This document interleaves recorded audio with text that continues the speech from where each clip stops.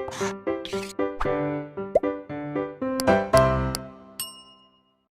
प्यारे बच्चों, कैसे हो आप लोग। मैं अनुपम ब्लूप्रिंट डिजिटल चैनल के माध्यम से आप सभी का वेलकम करता हूं, स्वागत करता हूं। उम्मीद करता हूं कि आप लोग अपने घरों में स्वस्थ होंगे और आप ऑनलाइन या ब्लूप्रिंट डिजिटल चैनल के माध्यम से जो आपको वीडियोज मिल रही हैं उसके माध्यम से आप लोग अपनी पढ़ाई सुचारू रूप से संचालित किए होंगे। स्टूडेंट्स, आज हम लोग यूपी बोर्ड के 12th क्लास के अध्याय 1 की शुरुआत कर रहे हैं, इकाई 1, जिसका नाम है संबंध एवं फलन। मैथ की शुरुआत एक तरह से यहीं से होती है कि किस तरीके से दो चर एक दूसरे से जुड़े रहते हैं। जिस तरीके से हम आपस में एक दैनिक जीवन में लोग एक दूसरे से जुड़े रहते हैं, एक का एक के साथ कोई ना कोई संबंध होता है, वो चाहे बाप बेटे का संबंध हो, भाई बहन का संबंध हो, बहन बहन का संबंध हो, पति पत्नी का संबंध हो। ठीक उसी तरीके से गणित में भी दो चर आपस में जुड़े रहते हैं, उनमें एक संबंध होता है। वो कब कब कैसे कैसे क्या क्या संबंध होते हैं, आज हम उसके बारे में जानना चाहेंगे, समझना चाहेंगे। तो सबसे पहले हम लोग आज प्रस्तावना करेंगे, इंट्रोडक्शन, संबंध और फलन के बारे में। इसकी परिभाषा की बात करेंगे। संबंधों के विभिन्न प्रकार होते हैं, तो हम संबंधों के प्रकार की बात करेंगे। और जो सबसे इम्पोर्टेंट बोर्ड के एग्जाम के पॉइंट ऑफ व्यू से बहुत ज़्यादा इम्पोर्टेंट बात है, वो है द्विधारित संबंध तथा उनके प्रकार। लेकिन my dear students, video start करने के पहले, जैसा कि मैं हमेशा आपसे रिक्वेस्ट करता हूँ कि आपको इसी तरीके से वीडियोज मिलती रहें, आपकी पढ़ाई चलती रहे, उसके लिए आपको हमारे चैनल को सब्सक्राइब करना होगा। बेल आइकन का बटन हिट करिए और चैनल को सब्सक्राइब करके इस तरह की वीडियोस आप लोग प्राप्त करते रहें। ओके, तो प्यारे बच्चों, चलिए हम लोग स्टार्ट करते हैं। संबंध एवं फलन में जो आपकी सबसे पहली परिभाषा है वो है संबंध की। दो भाग हैं आपके, संबंध एवं फलन। तो फलन तो आपका दूसरा पार्ट होगा पहले चैप्टर का, लेकिन सबसे पहला जो भाग है पहले चैप्टर का वो है संबंध। और संबंध का इंट्रोडक्शन हम लोगों ने समझ लिया है, जान लिया है। हम इसके परिभाषा की बात करते हैं। बहुत ही छोटी लेकिन टेक्निकल परिभाषा आप कह सकते हो इसकी। समुच्चय ए से समुच्चय बी में कोई संबंध आर ए क्रॉस बी का उप समुच्चय होता है। क्रमित युग्म, आपको मैंने इसके पहले वाले पार्ट में बात की बेटे कि यदि ए और बी का क्रमित युग्म तैयार किया जाए तो ए क्रॉस बी के उप समुच्चय को ही हम संबंध आर कहते हैं। कहां से कहां तक? ए से बी का।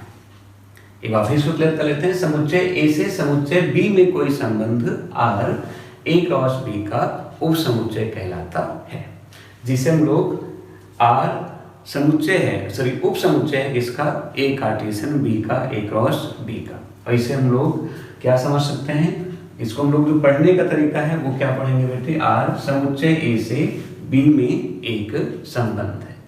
याद रखना है, अगर सपोज ऐसे लिखा है आर उप समुच्चय है बी क्रॉस ए का, ये इस तरीके से, तो अब यहाँ पे समुच्चय बी से ए में एक संबंध है, यानी पहला अवयव बी का होगा और दूसरा अवयव स्टूडेंट ए का आ जाएगा। लेकिन अगर ए क्रॉस बी है तो आपको स्पष्ट रूप समझना है कि हर एक संबंध में पहला अवयव ए का होगा और दूसरा अवयव किसका होने जा रहा है बेटे? बी का होने जा रहा है।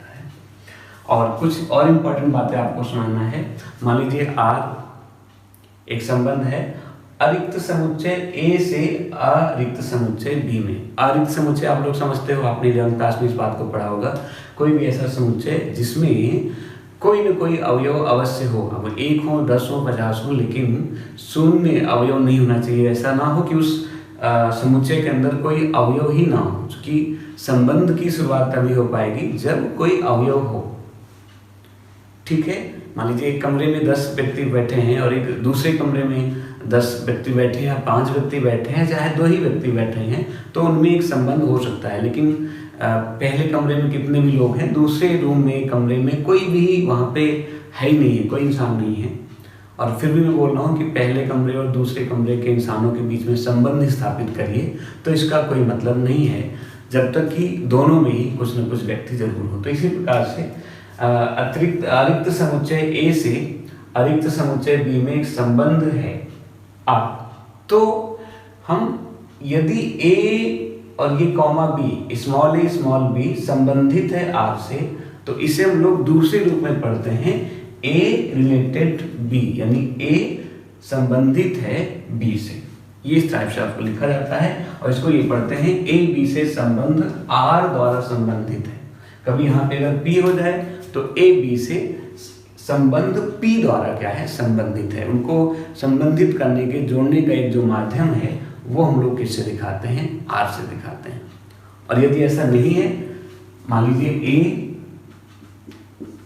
और बी ये अवयव नहीं है आर के, तो ऐसे केस में इसको लिखा जाता है ए संबंधित नहीं है बी से। ये जो हल्का सा हमने डैश किया है, ये इस तरह से लाइनिंग की है, इसका मतलब होता है ए बी से संबंधित नहीं है। तो ये आपके संबंध की परिभाषा हुई है। आई थिंक आप लोगों ने इसको समझ लिया होगा। अब हम लोग बात करते हैं संबंध के प्रकार की, और उसके बाद द्विधारी संबंध क्या है उसके बारे में भी सीखने जा रहे हैं। तो प्यारे बच्चों, चलिए हम लोग स्टार्ट करते हैं। एक समुच्चय में संबंधों के विभिन्न प्रकार। आपको इस बात पे जरूर ध्यान रखना है, एक समुच्चय में संबंधों के विभिन्न प्रकार। अभी पिछले वीडियो में या पिछले टॉपिक में हमने जो बात की उसमें हमने कहा कि दो अरिक्त समुच्चय हैं, समुच्चय ए और समुच्चय बी। तो दो अलग अलग समुच्चयों के अवयवों के बीच में हमने संबंध स्थापित किया था, वहीं से आपको परिभाषित भी किया था।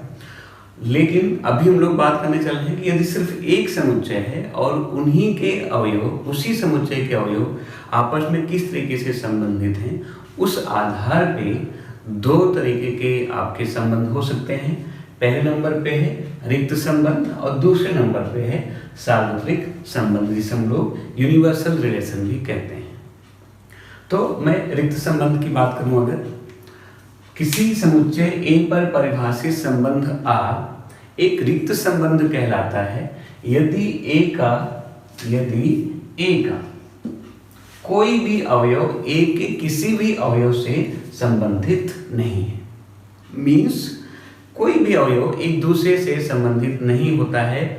अब आप समझ सकते हो, अगर कोई भी अवयव किसी दूसरे अवयव से संबंधित नहीं है तो आर जो है एक रिक्त उपसमुच्चय कहलाएगा।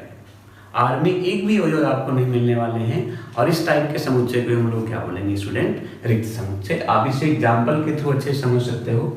मान लीजिए एक समुच्चय है ए जिसके दो अवयव हैं 3 और 7, और आर जो है वो इस प्रकार से संबंधित है कि आर में स्मॉल ए और स्मॉल बी है। ए और बी क्या है, ए और बी दोनों समुच्चय ए के अवयव हैं, समझ सकते हो। ए रिलेटेड है ए से और बी भी रिलेटेड है ए से। तथा जो संबंध की एक परिभाषा है, जो इन्होंने बाउंड किया है हमें, जो एक नियम दिया है, वो ये दिया है कि a प्लस बी एक विषम संख्या होनी चाहिए। अब आप अगर a निकालना चाहो, क्या आप देखना 3 + 7 इसका रिजल्ट क्या आएगा 10, क्या एक विषम संख्या है? नहीं है। अगर आपने 3 और 3 भी ऐड कर लिया तो ये 6 आएगा, क्या एक विषम संख्या है? नहीं है। 7 और 3 भी 10 आएगा, तो किसी भी दो अवयवों का योगफल 10 नहीं है। तो ये आपका एक विषम संख्या तो आने की कोई भी तैयार नहीं है। तो R में इस बार सिर्फ और सिर्फ क्या आने वाला है, 5 आने वाला है, क्योंकि कोई भी अवयव किसी से संबंधित नहीं हुआ। तो इस तरह के समुच्चय को, इस तरीके से संबंध को ही हम लोग क्या बोलते हैं, रिक्त समुच्चय कहते हैं, सॉरी रिक्त संबंध कहते हैं। ठीक है, आप वैसे भी समझ लो, मान लीजिए कोई एक स्कूल है और वो बॉयज का स्कूल है, सिर्फ उसमें लड़के पढ़ते हैं। ठीक है, और फिर मैं बोलता हूँ कि संबंध आर जो है वो स्कूल के बच्चों के बीच में संबंध है, और इस तरीके से है कि ए और बी में ए बी की बहन है। अब क्या ये पॉसिबल है कि ए बी की बहन हो? कहाँ पे? स्कूल के सभी बच्चों के अवयवों को लेने से, जबकि ऐसा स्कूल है जिसमें सिर्फ बॉयज पढ़ते हैं, लड़के पढ़ते हैं, लड़कियां उसमें एक भी नहीं पढ़ती हैं। तो निश्चित तौर पे भाई तो हो सकता है, एक कोई बच्चा दूसरे बच्चे का भाई हो सकता है, लेकिन जब वहाँ पे कोई लड़की नहीं पढ़ती है तो कोई भी बच्चा किसी दूसरे बच्चे की बहन नहीं हो सकती है। इस तरह का समुच्चय भी क्या कहलाएगा? आपका रिक्त। इस तरह का संबंध भी आपका रिक्त संबंध कहलाएगा। दूसरे नंबर पे है आपका सार्वत्रिक संबंध, जिसको हम लोग यूनिवर्सल कहते हैं। सबका सभी के साथ संबंध हो, प्रत्येक अवयव का प्रत्येक अवयव के साथ अगर संबंध है तो इसे हम लोग सार्वत्रिक संबंध कहते हैं। आप इसको परिभाषा समझ सकते हैं। किसी समुच्चय ए पर परिभाषित संबंध R एक सार्वत्रिक संबंध कहलाएगा यदि एक प्रत्येक अवयव ए के प्रत्येक अवयव से संबंधित है। अब आप यहाँ एग्जाम्पल से समझ पाओगे। मान लीजिए ए कोई संबंध है, वही मैं ले लेता हूँ, एक अवयव है जिसमें एक समुच्चय है जिसके अवयव क्या है बेटे? 3 और 7। और R जो है वो फिर भी देखने में वो आपको ऐसा लग रहा है कि A और B हैं। A प्लस B एक वास्तविक संख्या है, जबकि A का संबंध है समुच्चय A से और B का भी संबंध है समुच्चय। अब यहाँ पे ध्यान रखना है वास्तविक संख्या, रियल नंबर जिसे हम लोग कहते हैं। अब आपको पता है किसी भी यहाँ पे 3 और 7 दोनों के दोनों जो है वास्तविक संख्याएं हैं, और दो वास्तविक संख्याओं का योगफल भी क्या होता है? वास्तविक होता है। आप अगर 3 और 3 को जोड़ोगे तो 6 आएगा, जो कि एक वास्तविक संख्या है। 3 और 7 को जोड़ोगे तो क्या आएगा? 10 आएगा। 7 और 3 भी जो है वो 10 देगा। 7 और 7 जो है बेटा वो 14 देगा। हर बार जो हमारा रिजल्ट आ रहा है वो एक वास्तविक संख्या है। तो इस बार संबंध R में 3 3 भी आएगा, 3 7 भी आएगा, 7 3 भी आएगा और 7 7 भी आएगा। ठीक है, तो हर एक अवयव हर एक दूसरे अवयव से संबंधित है। तो इस तरह के संबंध को हम लोग क्या बोलते हैं? सार्वत्रिक संबंध कहते हैं। ओके स्टूडेंट्स, तो ये बेसिक था, लेकिन एग्जाम के पॉइंट ऑफ व्यू से जो आपका मोस्ट इंपॉर्टेंट है वो है द्विआधारी संबंध। तो मैं आज उसकी भी शुरुआत करने चल रहा हूँ, आपको वो भी समझना है। अभी आपको 2 चीजें क्लियर हुई होंगी, रिक्त संबंध और सार्वत्रिक संबंध। संबंधों के प्रकार समझने के बाद अगला जो मेन आपका सबसे इंपॉर्टेंट है वो है द्विआधारी संबंध, बाइनरी रिलेशन। ये किसे कहते हैं? और फिर बाइनरी संबंध के जो प्रकार हैं, जो द्विआधारी संबंधों के अलग अलग टाइप के प्रकार हैं, वो भी हमें समझना है बेटे। सबसे पहले देखते हैं द्विआधारी संबंध क्या चीज है। किसी समुच्चय A से A में ही परिभाषित कोई संबंध R द्विआधारी संबंध कहलाता है।